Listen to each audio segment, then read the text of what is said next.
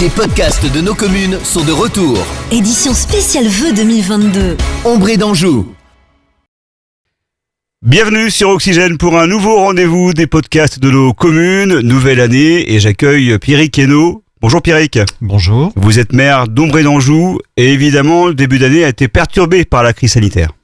Oui, bien sûr, en ce début d'année et période des vœux où c'est un moment important pour les élus d'aller à la rencontre de la population pour présenter nos vœux, faire le bilan de l'année écoulée et présenter nos projets de l'année à venir. Encore une fois, sur Ombré d'Anjou, on a été contraint cette année à annuler nos cérémonies des vœux sur Ombré d'Anjou et dans les communes déléguées. Et pour le coup, je vous remercie de nous inviter pour pouvoir nous adresser à notre population.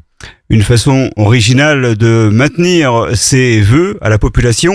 Alors, on va évidemment, avant de parler du bilan, apporter vos pensées et soutien aux personnes dans le besoin. Oui, tout à fait. Malheureusement, l'année 2021 a été dans la continuité de 2020, avec cette situation sanitaire que nous connaissons, qui ne nous permet pas de rassembler la population, comme je viens de le dire, pour un moment pourtant très attendu en début d'année.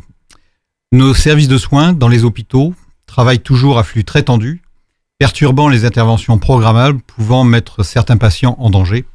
Les plans blancs sont activés dans la plupart des établissements hospitaliers, comme on a pu le voir sur le plan national. C'est en cela que la vaccination collective est importante pour la protection de tous. Merci encore à notre population pour le sens civique dont elle fait preuve, et notamment le respect des gestes sanitaires, des gestes barrières, et des vaccinations. On en vient au bilan de cette année 2021 qui a été riche en événements et notamment la poursuite du projet de territoire jusqu'en 2026. Oui, voilà, on a réalisé notre projet de territoire qui a été validé par le conseil municipal en avril 2021, qui est notre feuille de route maintenant pour la fin du mandat jusqu'à 2026, effectivement. Beaucoup de choses à passer en revue, notamment la suivi du projet du centre-ville de Poncé. Alors, le projet de revitalisation du centre-ville de Poncé, qui est un vieux dossier maintenant, puisqu'effectivement, c'est quelque chose que nous avons engagé déjà depuis 2016. Maintenant, nous intervenions sur des propriétés privées, ce qui est très long.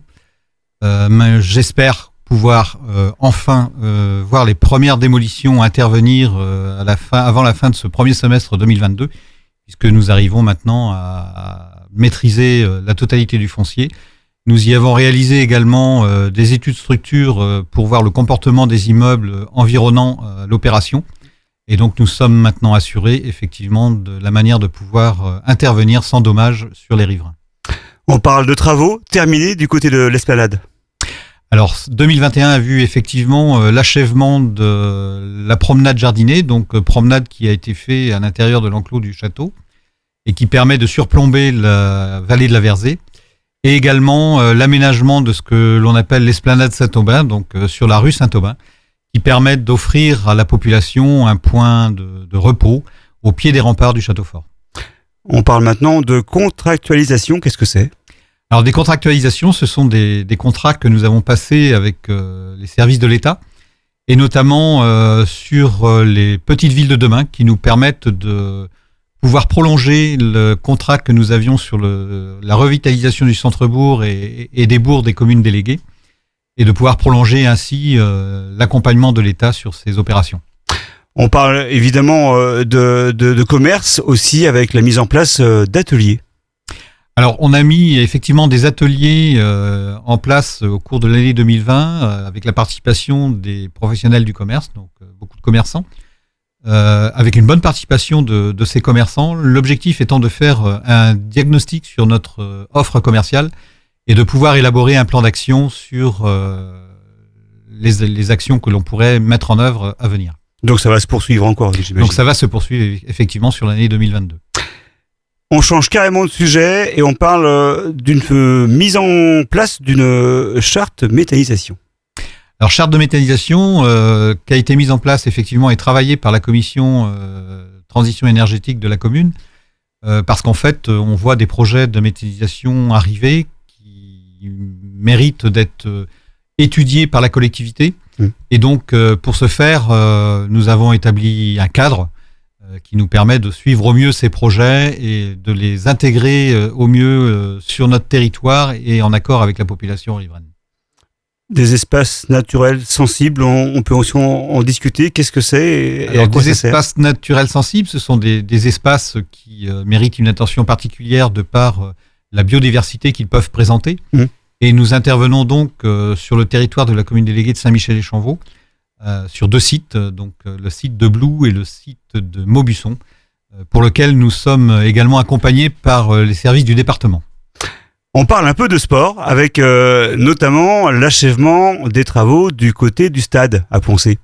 Oui, alors des travaux qui ont pris évidemment du retard pour les conditions que l'on sait, à cause du Covid, et qui ont pu être achevés à la fin de cette année et mis à disposition maintenant du club qui peut bénéficier de tribunes et de vestiaires neufs. Tribunes qui, je pense, doivent être appréciées puisque, dans le cadre des protocoles sanitaires sur les stades, on demande au public d'être assis. Donc maintenant, nous pouvons offrir cette possibilité aux spectateurs de l'USAP. Et on y a vu beaucoup de monde, notamment pour la Coupe de France. Exactement. C'est ça. Des city-stades qui apparaissent aussi dans le paysage. Alors voilà, on a complété notre offre de city-stades et c'est ainsi qu'on a construit 8 city-stades sur Ombré d'Anjou. Et maintenant, la totalité des communes déléguées est dotée de city-stades, hormis la commune de la Chapelle-Hulin qui avait déjà un espace de jeu dans son centre-bourg. C'est important, le sport à Poncé, avec l'obtention de labels.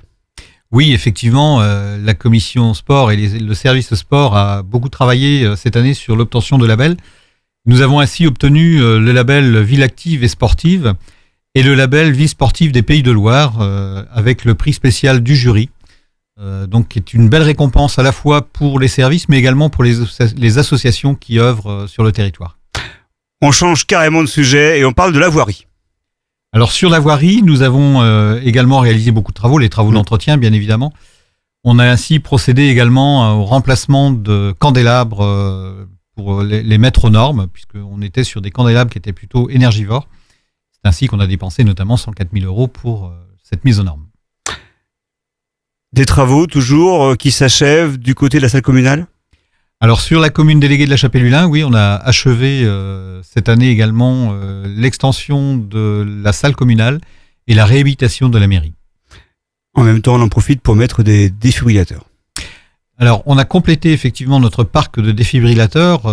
C'est ainsi que l'ensemble des établissements recevant du public sur Ombré d'Anjou a accès à un défibrillateur.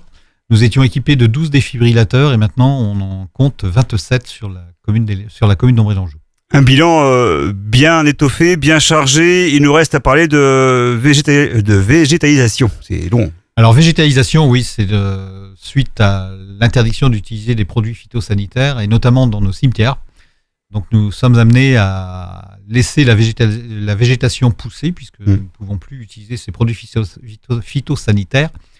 Et donc, on a une période de transition qui n'est pas agréable, effectivement, parce qu'on a l'impression que nos cimetières s'enherbent, mais avec de l'herbe sauvage. Or, voilà, c'est un passage obligé pour pouvoir arriver à un aspect harmonieux de nos cimetières sans produits phytosanitaires. Ça a été une année particulière, bien chargée, avec notamment aussi la création d'une page Facebook pour pouvoir communiquer avec le public.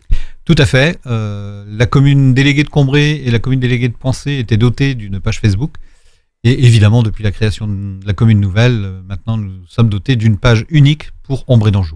Donc si on a des messages à faire passer, on peut très bien vous envoyer un message via la page Facebook. Tout à fait. On parle évidemment de l'année qui vient parce que les projets évidemment arrivent là aussi et notamment des constructions de maisons de santé à Combré et Poncé. Oui, donc ce sont des projets qui étaient dans les cartons déjà depuis quelques années et nous avons bien avancé sur l'année 2021 avec les professionnels de santé. Nous avions recruté des maîtres d'œuvre pour chacune des 2 maisons de santé et nous en sommes arrivés maintenant à la finalisation des plans et notamment sur la commune déléguée de Poncé. Le permis de construire est déposé depuis cette semaine et celui de la commune déléguée de Combré ne devrait pas tarder non plus. Des créations de multi-accueils en projet aussi.